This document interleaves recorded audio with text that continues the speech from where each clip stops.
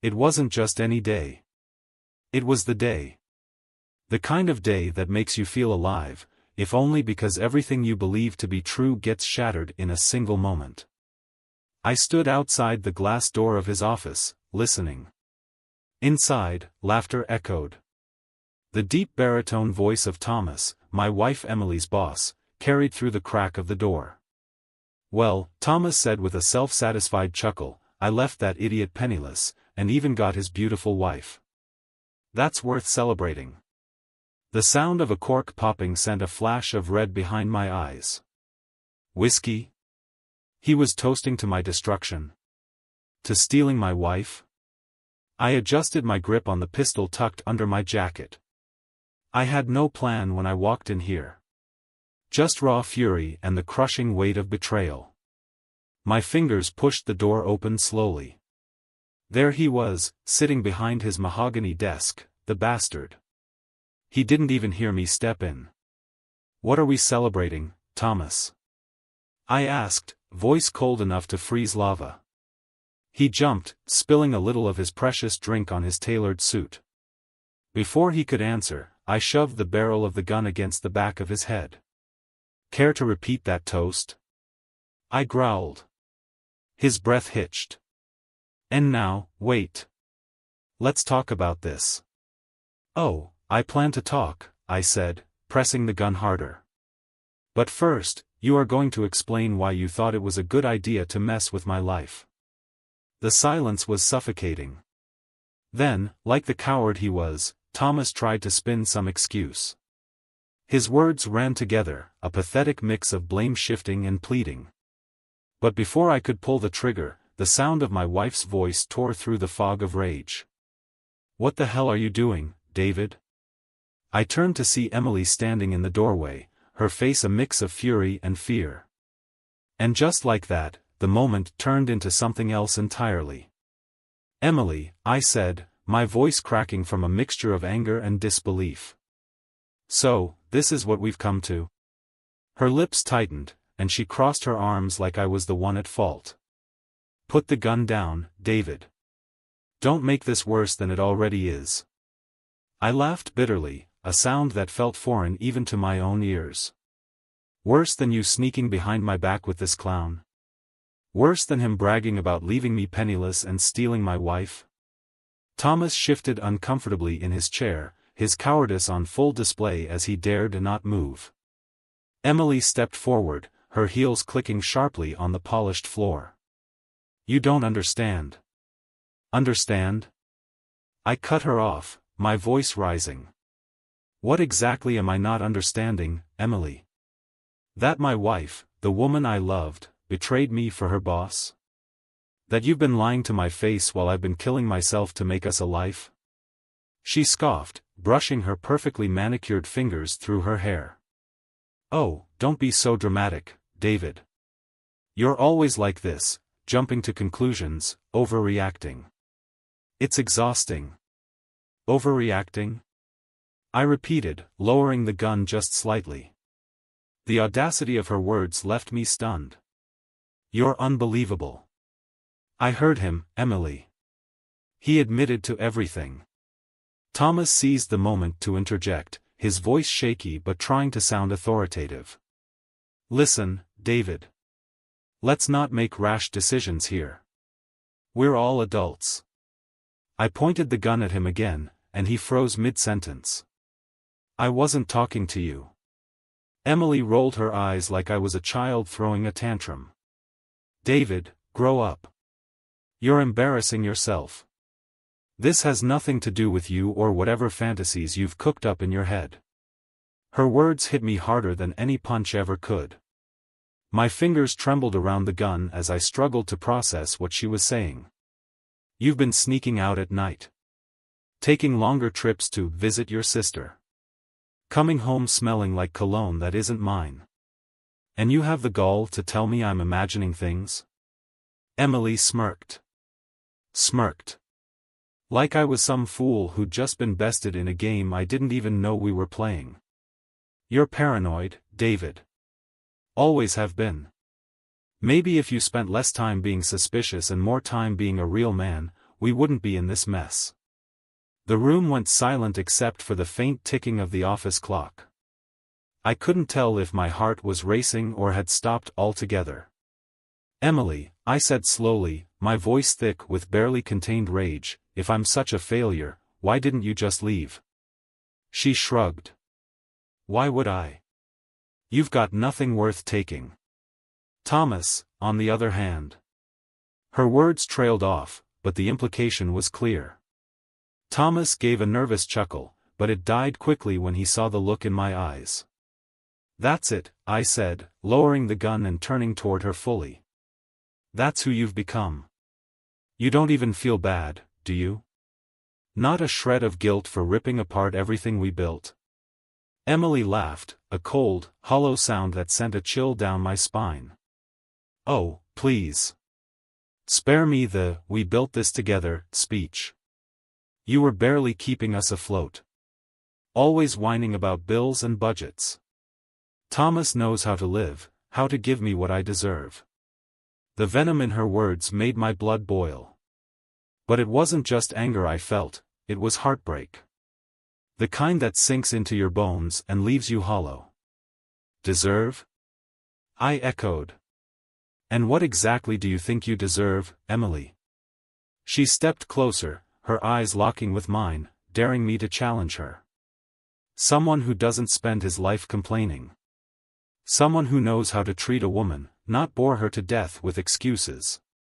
Thomas, emboldened by her presence, decided to chime in again. "David, look. Emily made her choice.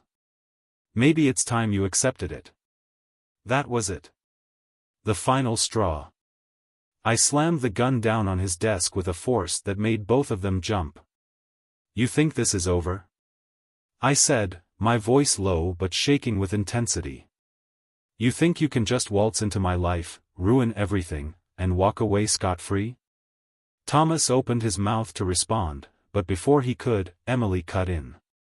"Oh, grow up, David. What are you going to do? Cry? Call your lawyer?"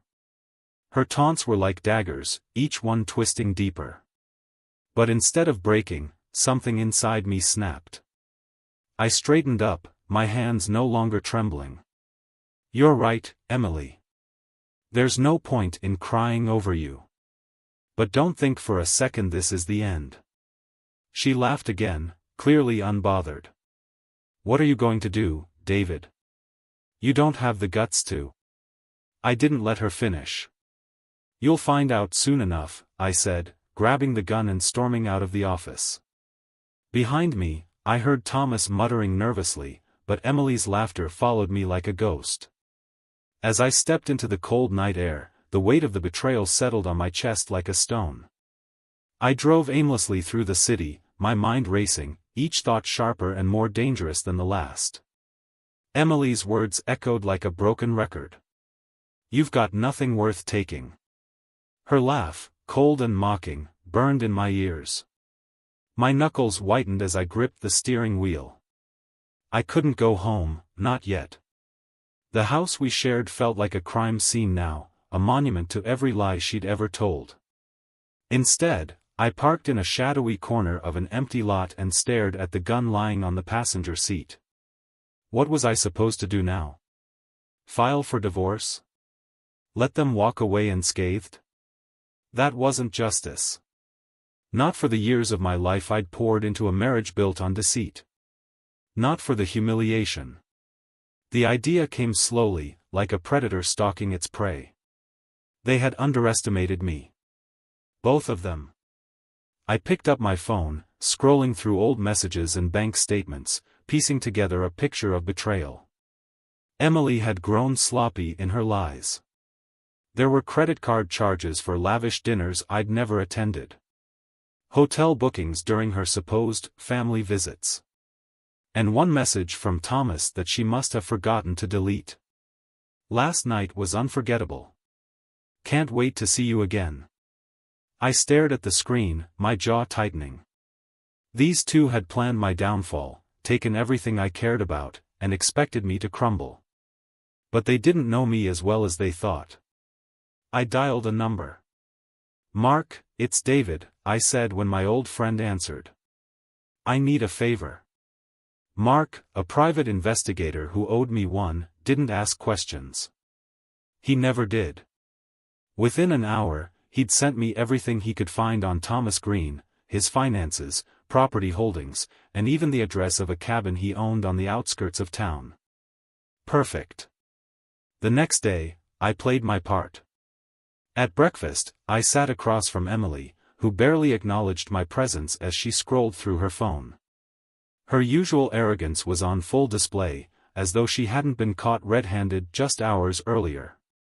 "Morning," she said flatly, not even glancing up. "Morning," I replied, forcing a calm tone. "I thought we could talk." She finally looked up, her eyes narrowing. "About what? Last night? Are we still doing this, David? Can't you just let it go?" "Let it go?" The words tasted bitter. I bit back my anger and nodded.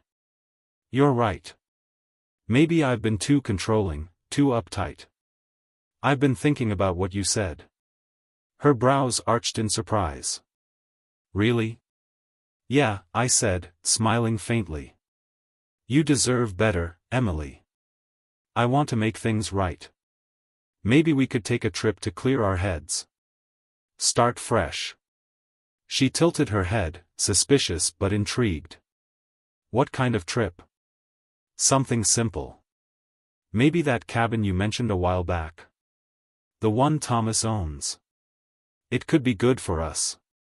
Her lips curled into a smirk. She thought she'd won. "You'd really be okay with that?" I nodded. "Anything to fix this, Emily." She hesitated, but greed got the better of her. "All right. I'll talk to Thomas. He might be out of town this weekend, so it could work." "Great," I said, masking the venom in my voice. By the time Friday rolled around, we were packed and driving toward the cabin. Emily seemed unervingly at ease, chatting about the reset we supposedly needed. She had no idea I'd already been to the cabin earlier that day, thanks to Mark. I'd prepared everything. When we arrived, the place was pristine. Thomas's wealth was apparent in the sleek furnishings and the stocked liquor cabinet. Emily wandered around, pouring herself a drink and taking in the scenery. "This is nice," she said, her tone almost cheerful.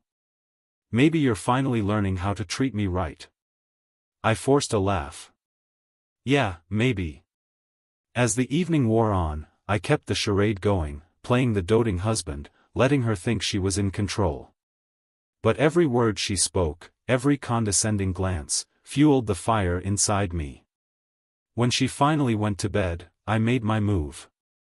Quietly, I stepped outside and waited. The cold night air bit at my skin, but I didn't care. I had sent Thomas a message from Emily's phone earlier, asking him to come to the cabin. He wouldn't refuse her.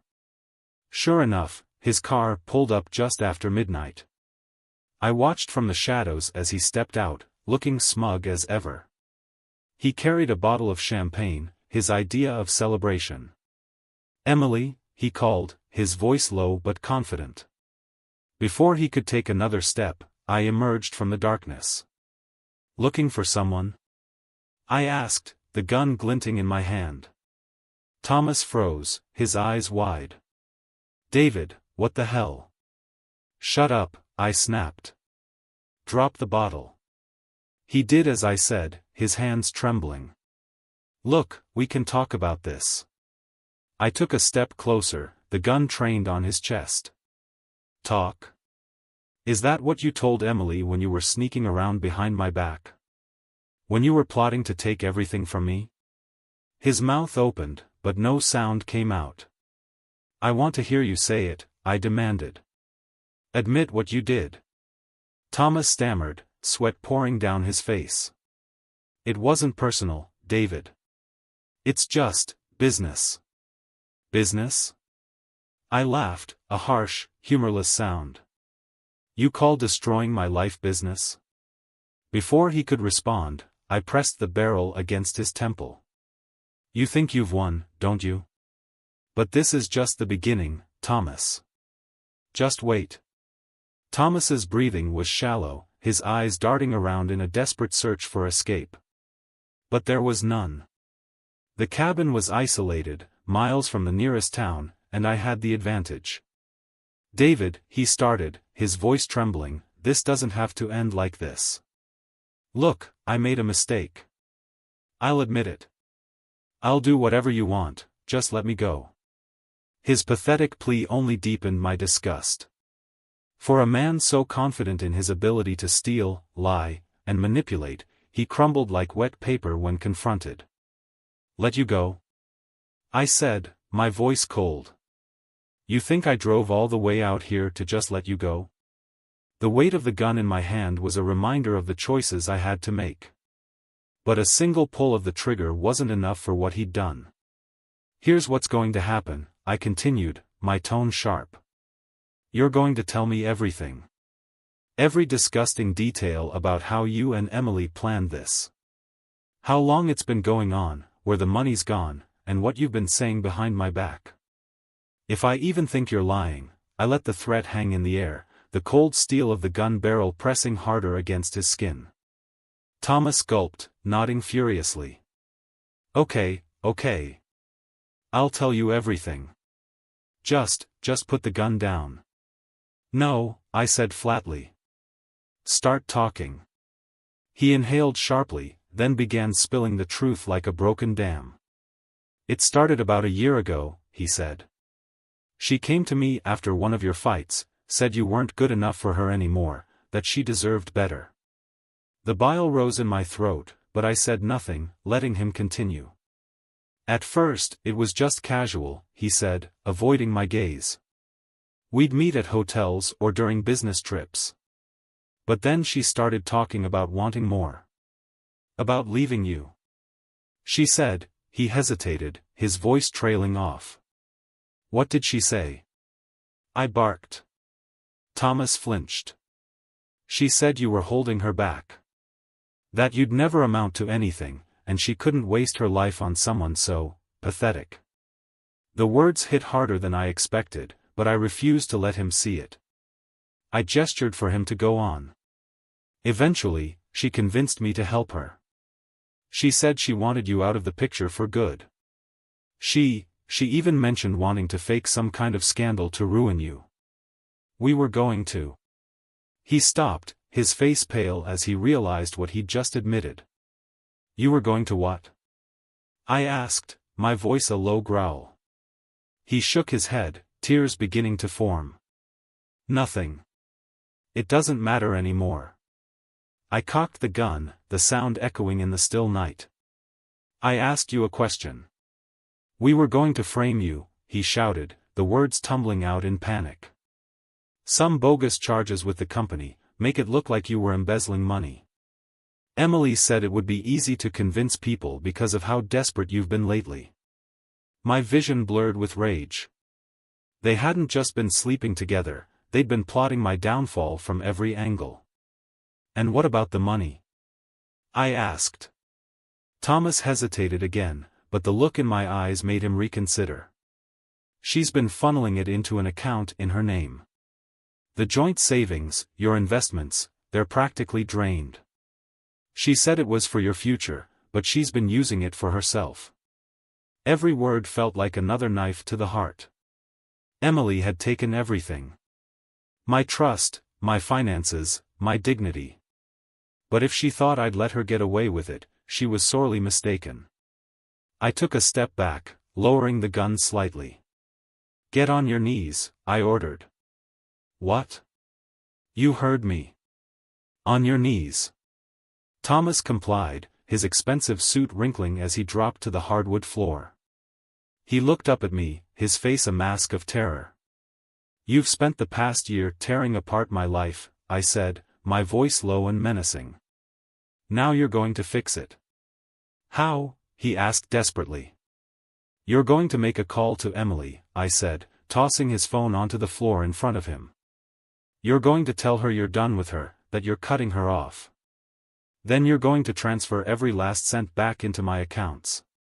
Thomas hesitated, glancing at the gun in my hand. And if I don't? Then you won't have to worry about Emily or your accounts ever again. His hands shook as he picked up the phone and dialed. The call was short, filled with weak excuses about needing space and focusing on his career.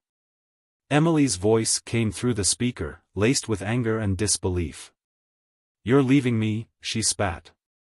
"After everything I've done for you?" "I'm sorry," Thomas stammered. "But it's over." When the call ended, he quickly began transferring the funds, his fingers flying across the screen. "Done," he said, holding the phone up to show me the confirmation. I leaned in close, my face inches from his. "Good. Now get out of here. If I ever see you again, you won't be walking away." He scrambled to his feet, nearly tripping over himself as he ran out the door. I stood there for a moment, the cold air rushing in as his car sped off into the night. Emily had no idea what was coming. The following morning, I sat at the kitchen table in the cabin, sipping coffee and waiting for Emily to wake up. My mind buzzed with the events of the night before, Thomas's pathetic groveling, the transfer of funds, and, most of all, his spineless betrayal of Emily when things got too real for him. The door to the bedroom creaked open, and Emily emerged, her silk robe lazily tied at the waist, hair still a mess from sleep. She looked at me with mild surprise, probably wondering why I was up so early. "Morning," she said, a yawn stretching her words. "Morning," I replied, my tone neutral. "Sleep well?" She poured herself a coffee, her back to me. "I did, actually. This place is nice. You finally got something right, David." I bit my tongue. Her condescension was a drop in the ocean compared to what I had planned. "Emily," I said, setting my mug down carefully, "we need to talk." She turned to face me, her expression wary. "About what now? You're not going to start whining about last week again, are you?" "No," I said with a faint smile. "This is about Thomas." Her face froze for the briefest moment before she quickly masked it with annoyance. "What about him? Are we really dragging him into this again? Can you just let it go?" "Let it go," I echoed, leaning back in my chair. "You know, that seems to be your answer for everything, doesn't it? Lie, cheat, steal, and then just move on. Like nothing happened." Her eyes narrowed, and she crossed her arms. "What's your point, David? If you've got something to say, just say it." "Oh, I've got plenty to say," I replied, standing up and pacing slowly. "I spoke to Thomas last night." The color drained from her face, but she recovered quickly. "What are you talking about?" "That's impossible. He's out of town." "Is that what he told you?" I asked, smirking. "Because he wasn't very far last night. In fact, he was right here." Her lips parted as if to argue, but no words came out. I stepped closer, my voice dropping to a cold whisper. "He told me everything, Emily. How long it's been going on. How you both planned to ruin me. How you emptied our accounts and laughed behind my back." "That's not true," she snapped, her voice rising in defiance. "He's lying to you because he's a coward." I raised an eyebrow. "Oh, he's a coward, all right. But he didn't lie about this." I grabbed my phone from the counter and opened the voice recording app, hitting play. Thomas's panicked confession from the night before filled the room. Every word, her insults, her plans, her disdain for me, rang out like a courtroom verdict. Emily's mouth moved silently, her brain scrambling for a defense. "You recorded him," she finally said, her voice trembling with a mix of fury and fear. "I did," I said, my tone sharp. "You see, Emily, unlike you, I'm not stupid enough to leave loose ends." Her expression hardened, her fear morphing into anger. "So what now, David? You're going to use that to blackmail me? Ruin me?" Is that the pathetic little revenge you've been dreaming of? I stepped closer, my smile fading. I don't need to blackmail you. I've already taken back every penny you stole. The joint accounts? Emptied. The investments? Reclaimed. And your little scheme to frame me? Dead in the water. Thomas sang like a canary last night. Her eyes widened in shock. You can't do that. Oh, but I did, I said, my voice brimming with satisfaction. And now, it's time for you to face the consequences. She laughed bitterly, shaking her head. Consequences? Don't make me laugh, David. You think you're some big man because you got your money back. Guess what?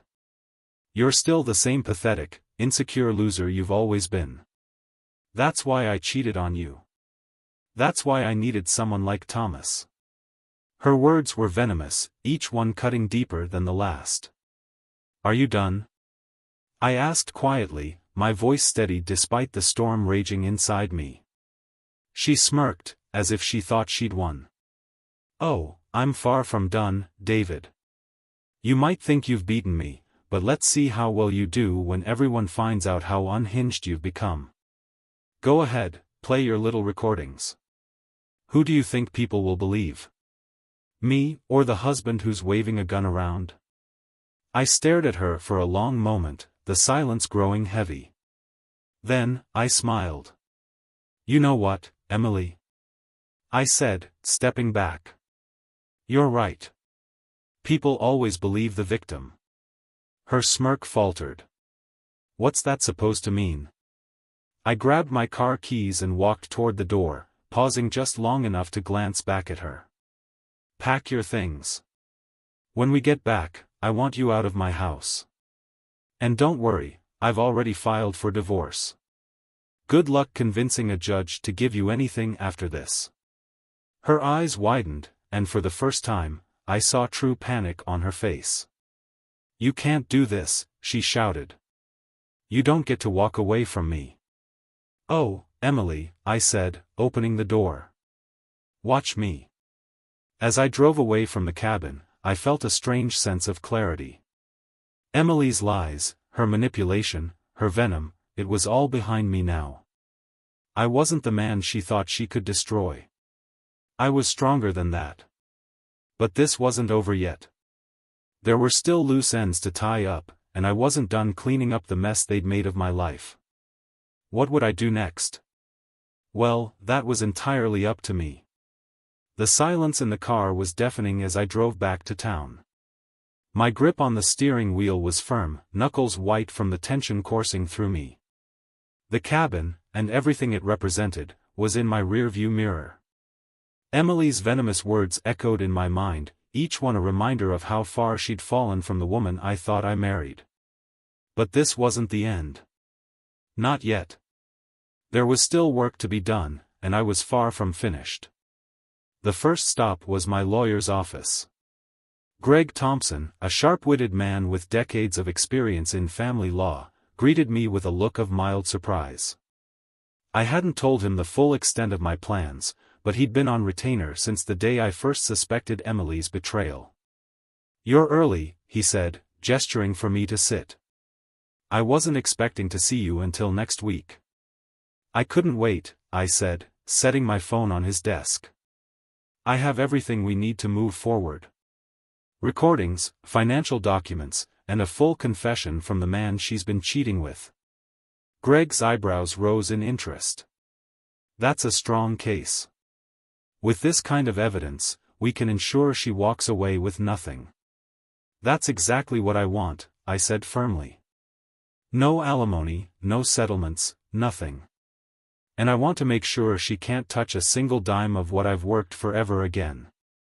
Greg nodded, a small smirk playing on his lips. Consider it done. With what you've brought me, I'd be shocked if the court didn't rule entirely in your favor. I'll get the paperwork started immediately. As I left his office, a sense of satisfaction settled over me. For the first time in months, I felt like I was in control. Emily had taken so much from me, my trust, my stability, my peace of mind, but she wouldn't take another thing. The next step was confronting the fallout at work. Thomas, for all his arrogance, had left a trail of breadcrumbs that tied him to Emily's financial schemes. While he'd been careful to cover his tracks initially, his panicked confession had given me everything I needed to expose him. I walked into the office with purpose, my head held high. The receptionist gave me a surprised look as I strode past her desk, heading straight for the conference room where the board was holding their weekly meeting. The room fell silent as I entered, all eyes turning to me. David, one of the board members said cautiously, "This is a closed meeting. Is there something you need?" "Yes," I said, setting a folder down on the table. "This won't take long, but it's important." I opened the folder, pulling out copies of the financial documents Thomas had tampered with. For the past year, Thomas has been funneling company funds into personal accounts. I have proof, along with a recorded confession. The room erupted in shocked murmurs, the board members exchanging incredulous glances. "Are you serious?" one of them asked. "Dead serious," I replied. "And there's more. He's been using company resources to cover up an affair with my wife. They've both been plotting to ruin me financially and professionally." The door opened behind me, and I turned to see Thomas entering the room, his face pale as he realized what was happening. "David, what the hell are you doing?" he demanded, his voice shaky. "I'm doing what you should have done months ago," I said calmly. "Taking responsibility." I handed the evidence to the board, letting them pore over the documents and listen to the recording. By the time it was over, Thomas looked like he wanted to crawl under the table and disappear. "Effective immediately," one of the board members said, glaring at Thomas, "You're terminated. Security will escort you out of the building, and will be pursuing legal action for embezzlement." Thomas tried to stammer a defense, but it was useless. As security led him out, he shot me a look of pure hatred. "This isn't over," he hissed. "Oh, it is," I said with a smirk. "For you, at least." That evening, I returned home to find Emily's things packed and waiting on the front porch. True to her word, she'd decided to leave before I could force her out. She was sitting in her car, glaring at me as I approached. "You think you've won, don't you?" she sneered, her voice dripping with malice. "I don't think," I said. "I know." Her laugh was cold and hollow. "Enjoy it while it lasts, David. You'll never be happy. You'll never find someone who loves you the way I did." I stared at her, a strange mix of pity and anger bubbling within me. "You're right about one thing, Emily," I said. "I'll never find someone like you again. And thank God for that." Her expression darkened, but she said nothing as she slammed the door and drove away. As I stood there, watching her car disappear down the street, a weight lifted off my shoulders. Emily and Thomas were finally out of my life, and I could start to rebuild. But there was still one final step to take. Something that would ensure neither of them could ever hurt anyone else the way they'd hurt me. Days passed, but my mind refused to rest. Even with Emily gone and Thomas fired, a gnawing sense of unfinished business lingered in my chest. I'd won every battle, but the war still felt incomplete. One evening, as I sat in my dimly lit living room nursing a glass of whiskey, my phone buzzed. A number I didn't recognize. I hesitated for a moment before answering. "Hello?" "David," a man's voice rasped. "We need to talk." It took me a moment to place the voice, but then it hit me like a freight train. It was Thomas. "What do you want?" I asked coldly. "Just, hear me out," he said, his voice desperate. "I know you don't owe me anything, but I'm in trouble. Big trouble. And it's all because of her. Emily." "Of course. What kind of trouble?" I asked, more curious than concerned. "She's blackmailing me," he said, his words tumbling out in a frantic rush. "She took everything I had left. The money, the connections, everything. She's threatening to go public with things I can't let get out. Please, David. I'll do anything to fix this. Just meet me. A part of me wanted to hang up, to leave him to the mess he'd created. But another part, the part that craved closure, wanted to hear more. Where? I asked. He gave me an address, a dingy motel on the outskirts of town. The motel was as grimy as I'd expected, its neon sign flickering ominously in the dark. Room 12. I knocked twice, and the door creaked open to reveal Thomas, looking worse than I'd ever seen him. His shirt was wrinkled, his hair disheveled, and there was a faint bruise forming on his cheek. Come in, he said, stepping aside. The room smelled of stale cigarettes and cheap booze. A half-empty bottle of whiskey sat on the nightstand, and papers were scattered across the bed. What is this? I asked, gesturing to the chaos. Evidence, he said, his voice shaking. Emily's not just a liar, she's dangerous. She's been playing us both, David. She used me to get to you, and now she's moved on to someone else. Someone worse. I frowned, picking up one of the papers. It was a bank statement, showing a massive deposit from an account I didn't recognize. This isn't hers, I said. No, Thomas replied, his face grim. It belongs to a man named Victor Marino. A guy you don't want to cross. The name sent a chill down my spine. Victor Marino was infamous, a ruthless businessman rumored to have ties to organized crime. What does Marino have to do with this? I asked. Thomas hesitated, then sighed. Emily's been laundering money for him. She used me to set up the accounts and funnel the cash through your investments. When I got fired, she cut me loose and took over herself. Now she's in over her head, and she's dragging us both down with her. I stared at him, my mind racing. This was bigger than I'd imagined. Emily wasn't just a manipulative cheater, she was playing a dangerous game, and we were the collateral damage. So why call me? I asked. Why not go to the cops? He laughed bitterly. You think the cops can protect us from Marino? No, David. The only way to end this is to stop her before she drags us both under. Before I could respond, there was a loud knock at the door. Thomas, a deep voice growled from the other side, open up. Thomas's face went pale. It's him, he whispered.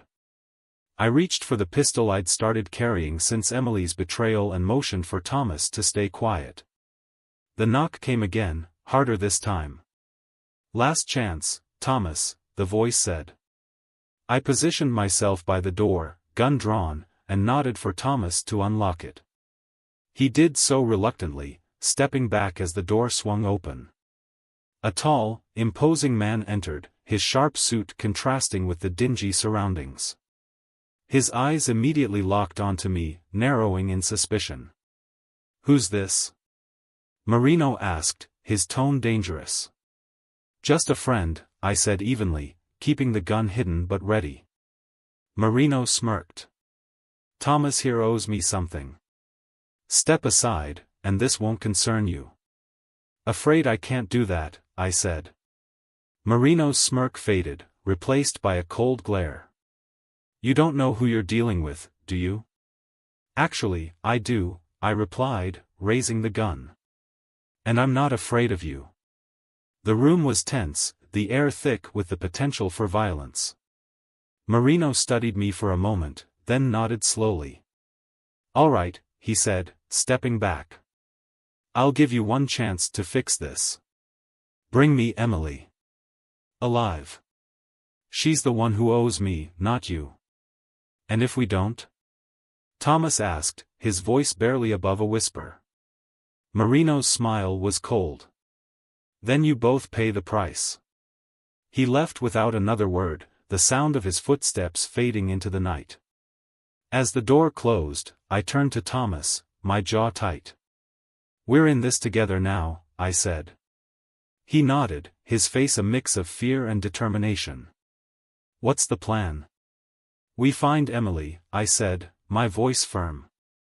And we end this, once and for all. The hunt for Emily had begun, and I knew one thing for certain: this would be the most dangerous game I'd ever played. The search for Emily began with a trail of lies and loose ends. Thomas and I dug into her social media, bank transactions, and old contacts. Every lead painted a picture of a woman spiraling deeper into chaos. Emily wasn't running scared, she was calculating, using Marino's money to disappear without a trace. It was Thomas who cracked the code. Late one night, he stumbled upon an encrypted email in an account they had shared. After hours of trying password after password, he finally got in. "She's in Vegas," he said, staring at the screen. "She's booked a suite at the Solara Grand. Big money." "Then that's where we go," I replied. The lights of Las Vegas were blinding, a chaotic swirl of neon and excess. As we approached the Solara Grand, the stakes couldn't have felt higher. Emily had always loved the spotlight, and the Solara's opulent surroundings were the perfect stage for her grand escape. We found her in the casino, seated at a high-stakes poker table. She looked as poised as ever, wearing a crimson dress that turned heads. But there was an edge to her, a desperation in her eyes that betrayed her confidence. "David," she said smoothly as I approached. "What a surprise. Come to join the fun?" "Not quite," I said, my tone icy. "We need to talk." Her eyes flicked to Thomas, who was standing behind me. "Ah, you brought the lapdog. How cute." Thomas bristled but said nothing. "We know everything, Emily," I said. "About Marino. About the money laundering. You've got nowhere left to run." Her smile didn't falter. "You think you've cornered me? Please. You're both just pawns in a game you don't even understand." I leaned in closer, lowering my voice. "Marino knows where you are. He's coming for you. Unless you want to find out what happens when you cross him, you're going to come with us." For the first time, I saw a flicker of fear in her eyes. But she quickly masked it with a smirk. "You're bluffing," she said. "Am I?" I countered. Before she could respond, the sound of heavy footsteps approached. I turned to see two large men in suits heading straight for us. Marino's men. Emily's composure shattered. She grabbed the chips in front of her and bolted from the table, shoving past other patrons as she made a beeline for the exit. "Emily, stop!" I shouted, chasing after her. Thomas and I followed her through the maze of slot machines and blackjack tables, the flashing lights and deafening noise disorienting us. But Emily was fast, her heels clicking against the marble floor as she darted toward the elevators. She reached them just as the doors were closing. I managed to wedge my arm in, forcing them back open. "Get out of my way, David," she screamed, pulling a small handgun from her purse. I froze, my hands raised. "You're making this worse, Emily." She hesitated, her hand trembling. "Think about it," I said, my voice calm. "You're not going to get out of this alive if you keep running. Marino's men are here. They're not going to give you another chance." Her eyes darted between me and the elevator panel, her mind racing. Finally, she lowered the gun. "You don't understand," she whispered. I didn't have a choice. "Then let's fix this," I said. We didn't make it far. As we exited the elevator on the parking level, Marino himself was waiting, flanked by his men. His face was calm, almost amused, but his eyes were cold. "Emily," he said, his voice like silk. "You've been very naughty." She froze, her face pale. "Victor, I can explain." He raised a hand, cutting her off. "No more excuses." I stepped between them, my heart pounding. "Take her," I said. "She's the one you want." Marino's gaze shifted to me, then to Thomas. He seemed to weigh his options, finally nodding. Fair enough, he said. But there's still the matter of my money. She emptied everything, I said. There's nothing left. Marino smiled thinly. Then you'll work for me until the debt is paid. What? I asked, stunned. You're clever, he said. Resourceful. I could use someone like you. Or I could let my men deal with you now. Your choice. It wasn't much of a choice. I nodded slowly, my mind racing. Smart man, Marino said. He turned to Emily, his expression hardening. As for you. Before he could finish, Emily lunged, pulling a knife from her bag. In the chaos, Thomas tackled her, and the knife clattered to the floor. Marino's men subdued her quickly, dragging her away as she screamed obscenities at all of us. See you soon, David, Marino said, his tone almost cheerful. As the dust settled, I turned to Thomas. Are we alive? He asked, his voice shaking. Barely, I said. Emily was gone, her fate sealed. And me? I was trapped in a new kind of nightmare. But as we left the casino, I realized something, I was free of her. No matter what came next, she couldn't hurt me anymore. And that, at least, was a victory.